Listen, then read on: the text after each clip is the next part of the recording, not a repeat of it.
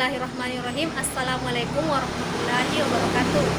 Saya atas nama Siti Radia, Prodi PGMI 2 semester 6. Di sini saya akan menjelaskan tentang pembelajaran tematik.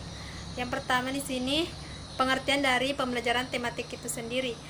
Pembelajaran tematik merupakan suatu konsep pembelajaran yang melibatkan beberapa mata pelajaran. Contohnya seperti mata pelajaran bahasa Indonesia bisa digabungkan dengan mata pelajaran IPA dan IPS. Kemudian di sini tujuan pembelajaran tematik ada beberapa. Yang pertama, menyatukan isi kurikulum. Yang kedua, memperkaya perbendaharaan kata anak. Yang ketiga, menarik minat anak. Dan yang keempat, mampu mengenal konsep secara mudah dan jelas. Dan yang terakhir, memudahkan anak memusatkan perhatian pada suatu tema. Di sini pada pembelajaran tematik ada beberapa model pembelajarannya. Model pembelajaran yang pertama itu model pembelajaran berbasis pemecahan masalah atau problem solving. Yang kedua model pembelajaran berbasis keingintahuan, dan yang ketiga model pembelajaran berbasis proyek, dan model pembelajaran yang lain-lainnya. Dan materi yang kedua, karakteristik pembelajaran tematik. Kegiatan belajar sangat relevan dengan kebutuhan siswa. Yang kedua, metakognisi. Yang ketiga, pragmatis.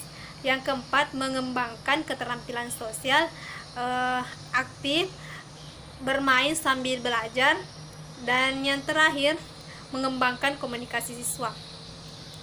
Di sini pada pembelajaran tematik ada rambu-rambu pembelajaran tematik. Yang pertama di sini ada tahap perencanaan, di mana pada tahap perencanaan ini terdiri atas sumber tema dan cara menyusun tema. Yang pertama, langkah yang pertama kita lakukan adalah pahami dan diskusikan tema yang telah dipilih secara komprehensif. Yang kedua, peluang dan realisasi aktivitas dari ide-ide pengembangan tema. Kemudian yang terakhir, kaitkan dan satukan kompetensi masing-masing bidang studi dengan tema. Tahap pelaksanaan terdiri atas tahap evaluasi yang terdiri dari pelaksanaan penilaian, penilaian terhadap proses kegiatan. Tahap-tahap penilaian hasil kegiatan di sini yang dapat guru lakukan itu mengetahui pencapaian indikator, memperoleh umpan balik, memperoleh gambaran yang jelas, menjadikan acuan dalam menentukan rencana atau contohnya seperti remedial dan pengayaan. Kemudian materi selanjutnya itu pengembangan bahan ajar tematik. Di sini pengembangan bahan ajar tematik bersifat bahan ajar dependen artinya bahan ajar yang kaitannya antara yang satu dengan yang lain. Kemudian bahan ajar independen adalah bahan ajar yang berdiri sendiri. Modus pengalaman belajar 10%, membaca 20%, mendengar 30%, melihat 50%, melihat dan mendengar 70%, mengatakan 90%, mengatakan dan melakukan 90%. Nah, di sini pada pengembangan bahan ajar tematik ada panduan yang harus kita perhatikan. Yang pertama adalah tahap pokok. Tahap pokok adalah analisis kebutuhan bahan ajar. Yang kedua, memilih sumber belajar atau menyusun peta bahan ajar. Kemudian rancangan materi bahan ajar. Di sini bisa dirancang oleh guru itu sendiri, seperti identitas diri, identitas orang tua, saudara, teman-teman dan anggota tubuh. Kemudian contoh membuat jaringan.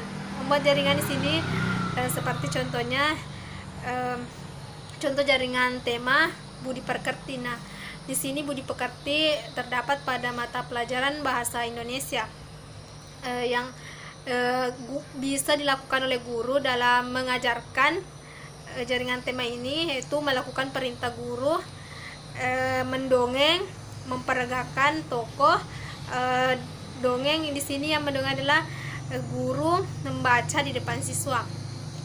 Kemudian materi yang keempat, bahan ajar interaktif, terdiri atas komponen judul, kompetensi dasar atau yang akan dicapai, petunjuk belajar atau langkah-langkah, informasi pendukung atau teori, langkah-langkah kerja atau tugas, dan penilaian. Selanjutnya, di sini pada bahan ajar ada karakteristik yang perlu kita perhatikan, yaitu karakteristik bahan ajar interaktif, dapat belajar mandiri, bersikap lengkap, stand alone, adaptif, dan mudah digunakan. Kemudian materi yang kelima, media audio.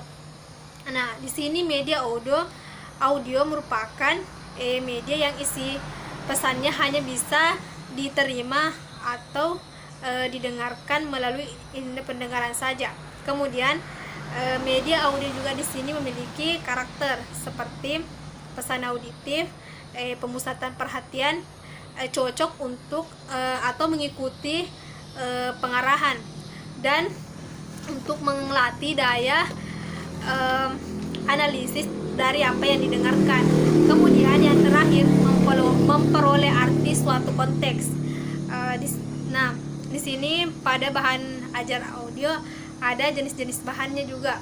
Yang pertama itu gramafon dan radio dan CD. Kriteria kualitas naskah bahan ajar audio, yang pertama itu irama, tata bahasa, struktur kalimat, struktur kalimat dan kalimat aktif. Kemudian materi yang keenam, media 3 dimensi. Pada media 3 dimensi ini memiliki pengertian yaitu sekelompok media tanpa proyeksi yang penyajiannya secara visual juga dimensional. Di sini pada media 3 dimensi terdapat beberapa model. Yang pertama itu model padat, di mana pada model padat ini biasanya memperlihatkan bagian permukaan luar dari objek dan sesekali membuang bagian-bagian yang membingungkan gagasan-gagasan utama dari bentuk, warna, dan susunannya. Contohnya di sini siswa diberi tugas membuat peta timbul, gunung api, pegunungan, dan sebagainya. Kemudian model penampang.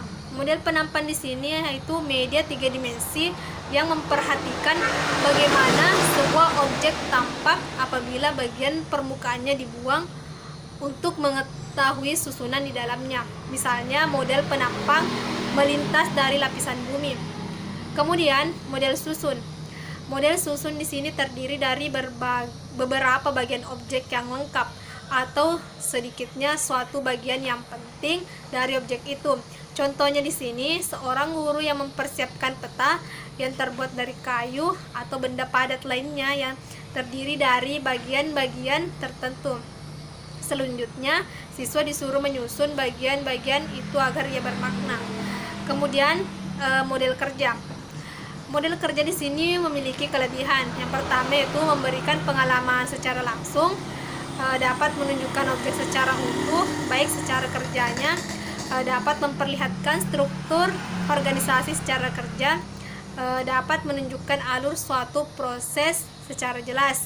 Kemudian yang terakhir adalah model diorama, di mana model ini merupakan pemandangan 3 dimensi mini bertujuan untuk mengembangkan pemandangan sebenarnya. Dalam mata pelajaran geografi dibuat diorama berupa gua tiruan dengan bahan dari kertas semen bekas. Nah, kemudian selanjutnya itu pembuatan rencana pelaksanaan pembelajaran atau RPP. Di sini yang perlu dilakukan adalah struktur dan komponen RPP tematik terpadu. Terdiri atas identitas RPP, spiritual, keterampilan, pengetahuan sosial. Kemudian kompetensi dasar dan indikator terdiri atas pengetahuan, keterampilan, sikap. Nah, kompetensi dasar dan indikator yang pertama yang harus kita perhatikan adalah pengetahuan, keterampilan, sikap. Tujuan pembelajaran, materi pembelajaran, pengetahuan, keterampilan, sikap, fakta, konsep, prinsip, dan prosedur, metode pembelajaran, alat dan sumber pembelajaran, langkah-langkah pembelajaran, pendahuluan di sini terdiri atas inti, penutup, penilaian, dan pengesahan. Nah, mungkin itulah yang sempat saya sampaikan. Lebih dan kurangnya mohon dimaklumi.